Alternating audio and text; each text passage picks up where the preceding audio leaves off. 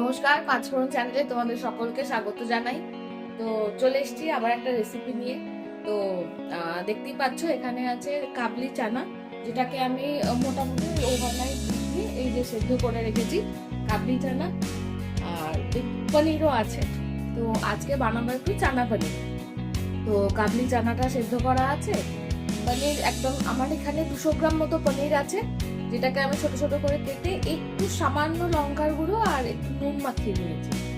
আর বাকি উপকরণ বলতে অল্প একটু পেঁয়াজ বাটা নিয়েছি, ওদিকে একটু টমেটো বাটা আছে, আর ওদিকে এই যে এটা আছে তোমার হচ্ছে আদা রসুন আর কাঁচা লঙ্কা একসাথে বাটা আছে। ঝাল যেটা হবে কাঁচা লঙ্কারই ঝাল হবে, ওগুলো কাঁচা লঙ্কা বেটে নিয়েছি। আর একটু টক দই অল্প ফেটিয়ে রেখেছি। আর ফোড়নের জন্য একটু গোটা জিরে আর সামান্য একটু গোটা গরম মশলা আছে। অনেকে চানা পনিরে আলু দেয়, আমি আলুটা আর দিইনি, আলুটা স্কিপ করলাম। তো চলো রান্নাটা শুরু করা যাক। তো কড়ায় বেশ খানিকটা সর্ষের তেল গরম করে নিয়ে আমি একে একে পনিরগুলোকে এই যে ভাজতে থাকছি। খুব বেশিক্ষণ পনিরগুলো ভাজা হবে না, কেন কি বেশিক্ষণ পনির ভাজলে পনিরগুলো শক্ত হয়ে যায়। তো মোটামুটি অল্প এই 2 থেকে 3 মিনিট মতো একটু নাড়াচাড়া করে নিয়ে একটু লাল লাল করে পনিরগুলো ভেজে নেবো। গ্যাসের ফ্লেমটা এই সময় লো টু মিডিয়ামে রাখতে হবে। সবকটা পনির তেলের মধ্যে দিয়ে দেবো। আমি রান্নাটা সর্ষের তেলে করছি, তোমরা চাইলে সাদা তেলেও করতে পারো, কিন্তু এটা আমার মনে হয় যে এই রান্নাটা সর্ষের তেলেই হয়তো বেশি আসবে। সাদা তেলেও করতে পারো, কোনো অসুবিধা নেই। চলো সমস্ত পনিরগুলোকে এর মধ্যে অ্যাড করে দিলাম।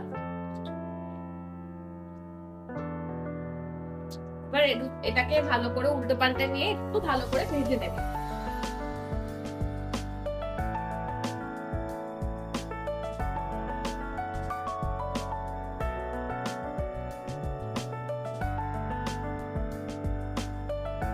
দু থেকে 3 মিনিট পনিরটাকে ভালো করে ভেজে নিই, তারপর তোমাদের দেখাচ্ছি।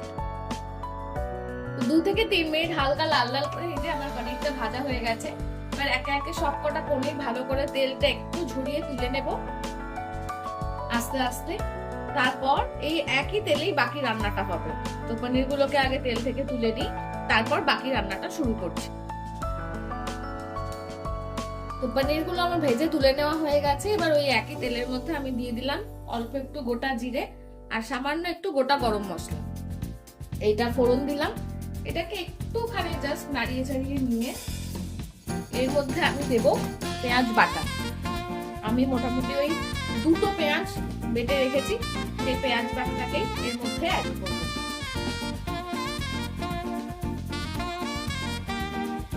তবে একটা কথা, এই পেঁয়াজটা বাটার সময় কিন্তু আমি কোনো জল অ্যাড করিনি এটার মধ্যে, তাহলে কি জল থাকলে না পেঁয়াজটা ভাজা হতে কত সময় লাগে। জল না অ্যাড করলে পেঁয়াজটা তাড়াতাড়ি ভাজা হয়ে যায়। এটাকে তেলের সাথে মিশিয়ে নিয়ে ভালো করে ভাজবো।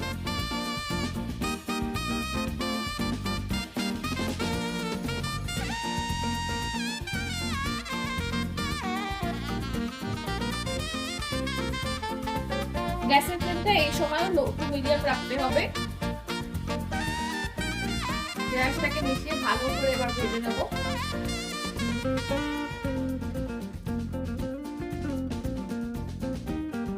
পেঁয়াজটা একটু কালারটা চেঞ্জ হোক, তারপর তোমাদের দেখাচ্ছি। তো পেঁয়াজটা দিয়ে বেশ কিছুক্ষণ নেড়ে চেড়ে ভেজে নেওয়ার পর এরপর আমি এর মধ্যে অ্যাড করে দিচ্ছি এই যে আদা রসুন আর কাঁচা লঙ্কা বাটা, এটা বেটে রেখেছিলাম, এটাকে অ্যাড করে দিচ্ছি। কাঁচা লঙ্কাটা যে যেরকম ঝাল খাও সে সেরকম পরিমাণ বুঝে অ্যাড করবে। আমরা খুব একটা ঝাল খাই না, তো আমাদের কাঁচা লঙ্কা পরিমাণটা অল্পই ছিল। তার সাথে আদা রসুন পেস্ট করে দিয়েছি। এবার আদা রসুন কাঁচা লঙ্কাটা একটা কাঁচা গন্ধ আছে, তো এটাকে বেশ কিছুক্ষণ একটু কষাতে হবে যাতে সেই কাঁচা গন্ধটা না থাকে। তো এটাকে ভালো করে মিশিয়ে নিয়ে ভাজবো। অ্যাকচুয়ালি দেখো, এই রান্নাগুলো তো সবাই সবই জানে, কিন্তু যারা নতুন শিখছে বা একটু অন্য, সবার রান্নার পদ্ধতি প্রত্যেকটা বাড়িরই একটা আলাদা আলাদা রান্নার পদ্ধতি থাকে, তো কে কেমন বানাচ্ছে সেটাই হচ্ছে দেখা। আর আমরা বলতে পারো আমরা দুজন হচ্ছে খুব মধ্যবিত্ত পরিবার থেকে উঠে আসা দুটো ছেলে মেয়ে, যারা জীবনে সৎ পথে ধীরে হলেও কিছু করার চেষ্টা করছি।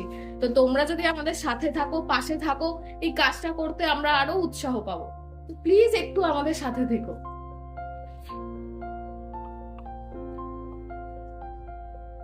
চলো এটাকে ভালো করে এবার একটু কষিয়ে নিই। তারপরে এর মধ্যে অ্যাড করব যে টমেটোটা পেস্ট করে রেখেছিলাম সেটা। আগে এটা কষিয়ে নিই।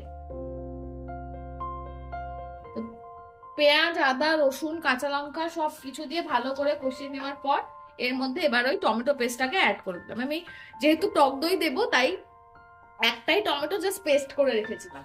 এই পেস্টটাকে এবার ভালো করে মিশিয়ে নেব। এটাকে দিয়েও ভালো করে কষাতে হবে।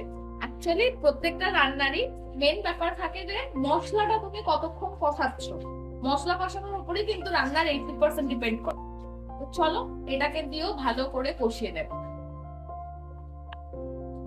আর যেহেতু কাঁচা লঙ্কা দিয়েছি এতে আর তো কোনো মানে ঝালের জন্য আর কোনো লঙ্কা অ্যাড করবো না। এরপর যে রেগুলার মশলাগুলো অ্যাড করব তখন এতে দেবো বেশ খানিকটা একটু কাশ্মীরি লঙ্কার গুঁড়ো দেবো যাতে রংটা ভালো হয়। এটা দিয়ে ভালো করে কষিয়ে নিই। তারপর এর মধ্যে অ্যাড করব টক দই। এরপর এর মধ্যে দিয়ে দেবো অল্প একটু টক দই আমি ফেটিয়ে রেখেছি। টক দইটাকে দিয়ে দেবো। টক দইটাকে দিয়ে ভালো করে মিশিয়ে নেব। দইটা অ্যাড করার সময় গ্যাসের ফ্লেমটা একদম লো রাখতে হবে। আর আমি এটা প্রত্যেকটা রান্না করার সময়ই বলি যে ঠান্ডা টক দই কিন্তু রান্নায় অ্যাড করা যাবে না। টক দইটাকে ফ্রিজ থেকে বার করে একটু নর্মাল টেম্পারেচারে এনে তারপর কিন্তু রান্নায় অ্যাড করতে হবে। টক দইটা দিয়ে ভালো করে কষিয়ে নেব। এবার কষাতে কষাতেই টক দইটা বাটি ধুয়ে অল্প একটু জল এটার মধ্যে অ্যাড করব। আর একটু কষিয়ে নিয়ে তারপর জলটা এর মধ্যে অ্যাড করব।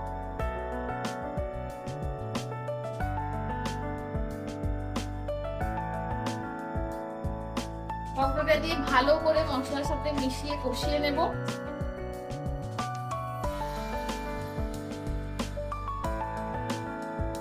এরপর এর মধ্যে ওই টক দিয়ে বাটি ধোয়া অল্প একটু জল অ্যাড করব। দিয়ে ভালো করে জলটাকে মশলার সাথে মিশিয়ে দেব। এবার এর মধ্যে রেগুলার মশলাগুলো অ্যাড করব। দেবো বেশ খানিকটা কাশ্মীরি লঙ্কার গুঁড়ো। কাশ্মীরি লঙ্কার গুঁড়ো দেওয়ার কারণটাই হচ্ছে যাতে কালারটা ভালো আসে সেই জন্য।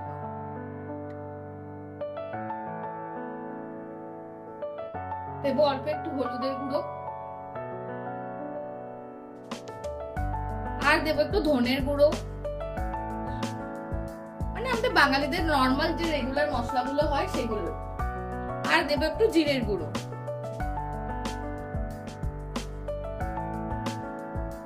কেউ যদি একটু বেশি ঝাল পছন্দ করো এই সময় এই মুহূর্তে একটু গোলমরিচ গুঁড়ো অ্যাড করতে পারো। আর দেবো পরিমাণ মতো নুন। নুনটা এখন একটু অল্পই দিচ্ছি, কেন কি কাবলি চানাটা সেদ্ধ করার সময় নুন দিয়ে সেদ্ধ করেছিলাম আর পনিরটা অল্প একটু নুন দিয়ে ভেজেছি, তো সেই কারণে নুনটা দিলাম। পরে এটা দেখে নিয়ে অ্যাড করা যাবে কম বেশি হলে। আর দেবো হচ্ছে একটু চিনি। যেহেতু টক দই আর টমেটো দুটোই অ্যাড করেছি তো স্বাদটাকে ব্যালেন্স করার জন্য একটু চিনি দেবো। আর আমি কাবলি চানাটা হালকা একটু, বলছি না পুরো মিষ্টি, হালকা একটু মিষ্টির দিকে বানাবো তো ওই জন্য একটু চিনি দিচ্ছি।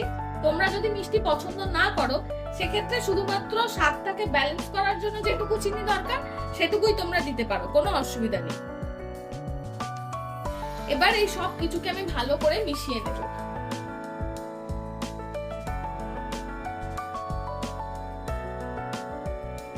ভালো করে মশলার সাথে একদম ভালো করে মিশিয়ে এটা কষিয়ে নেব। এই সময় গ্যাসের ফ্লেমটা লো টু মিডিয়ামে রেখে এই মশলাটাকে ভালো করে কষিয়ে নেব।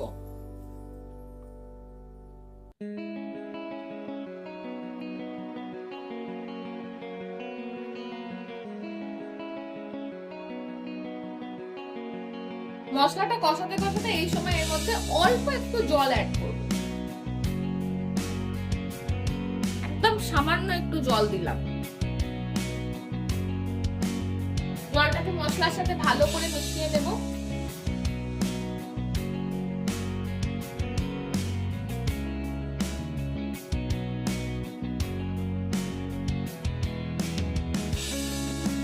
তো মশলা কষানো আমার একদম রেডি। এবার এর মধ্যে আমি অ্যাড করে দেবো চানাটাকে। চানাটা যে সেদ্ধ করে রেখেছিলাম ওটা জল সমেত অ্যাড করে দেব।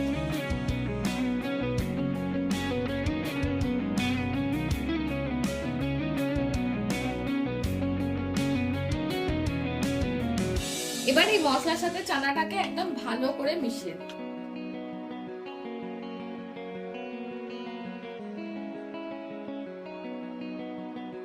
একদম প্রত্যেকটা চানা ভালো করে মশলার সাথে মিশিয়ে এটাকে একটু কষিয়ে নেব। এটা যে যেমন গ্রেভি বানাতে চাও সে সেরকম জল অ্যাড করবে। তো একটু কষিয়ে নিয়ে এর মধ্যে অল্প একটু জল অ্যাড করতে হবে, কেন কি চানাটাকে একটু মশলার সাথে ফুটতে দিতে হবে। তো প্রথমে এটাকে ভালো করে মিশিয়ে নিলাম, মিশিয়ে এটাকে ভালো করে কষতে দিয়ে একটুখানি কষে গেলে এর মধ্যে অল্প একটু পরিমাণ মতো জল অ্যাড করব। কেন কি যেহেতু চানাটা আমরা রুটি, লুচি, পরোটা বা নান এই সব কিছুর সাথে সার্ভ করি, একটু গ্রেভি তো লাগে। তো এটাকে মশলার সাথে ভালো করে আগে এটা কষে যাক, তারপর এর মধ্যে অল্প একটু পরিমাণ মতো জল অ্যাড করবো, এটাকে ফুটতে দেবো একটু মশলার সাথে। তো এটা একটু কষে যাক প্রথমে। তো চানাটা আমার মশলার সাথে ভালো করে কষে গেছে। এবার এর মধ্যে অল্প একটু পরিমাণ মতো জল অ্যাড করে এই চানাটাকে আরেকটু ফুটতে দেব। জলটা অ্যাড করে ভালো করে মিশিয়ে দিলাম। এটাকে আর একটু মশলার সাথে জাস্ট ফুটতে দেব। অল্প একটু এটা ফুটে এলে তখন এর মধ্যে ভাজা পনির গুলোকে অ্যাড করে দেব। চলো এটা ফুটে যাক, তারপর তোমাদের কাছে আবার আসছি। তো চানাটা আমার এই যে জলের সাথে মিশিয়ে একদম ভালো করে ফুটে গেছে, জলটা কমেও এসছে। মোটামুটি একটু গ্রেভি নামাবো যেহেতু, তো এরকম তো থাকবে। এবার এর মধ্যে যে ভেজে রাখা পনির গুলোকে সব অ্যাড করে দেবো।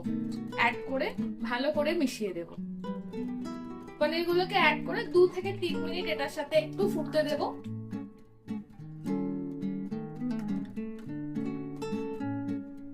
পনিরটা 2-3 মিনিট ফুটে যাক, তারপর এতে লাস্টে এর মধ্যে কিছু জিনিস আর অ্যাড করব। 2 থেকে 3 মিনিট পনিরটা ফুটে যাক, তারপর দেখাচ্ছি। পনিরটা দিয়ে আমার 2 থেকে 3 মিনিট ভালো করে ফুটে গেছে। এবার এর মধ্যে আমি উপর থেকে অল্প একটু কাসুরি মেথি জাস্ট ছড়িয়ে দেব, সামান্য। এর সাথে তোমরা ধনেপাতাও দিতে পারো। এই মুহূর্তে আমার কাছে ধনেপাতাটা নেই বলে আমি আর ধনেপাতাটা দিলাম না। অল্প একটু কাসুরি মেথি ছড়িয়ে দিলাম, আর দেব এর সাথে একটু গরম মশলার গুঁড়ো।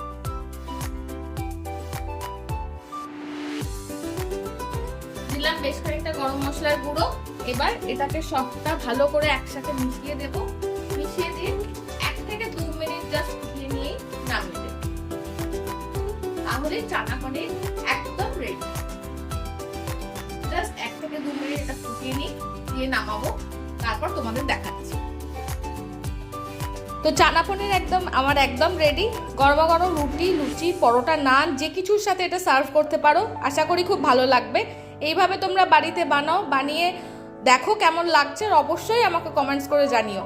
যদি কোনো ভুল ভ্রান্তি হয়ে থাকে সেটাও তোমরা কমেন্টসে জানাতে পারো, কেন কি আমরা তো নতুন নতুন শিখছি। আমাদের একটু সাথে থেকো, পাশে থেকো। চ্যানেলটাকে একটু লাইক, শেয়ার, সাবস্ক্রাইব করে দিও। আজকের মতো এটুকুই। আবার দেখা হবে নতুন কোনো রেসিপি নিয়ে।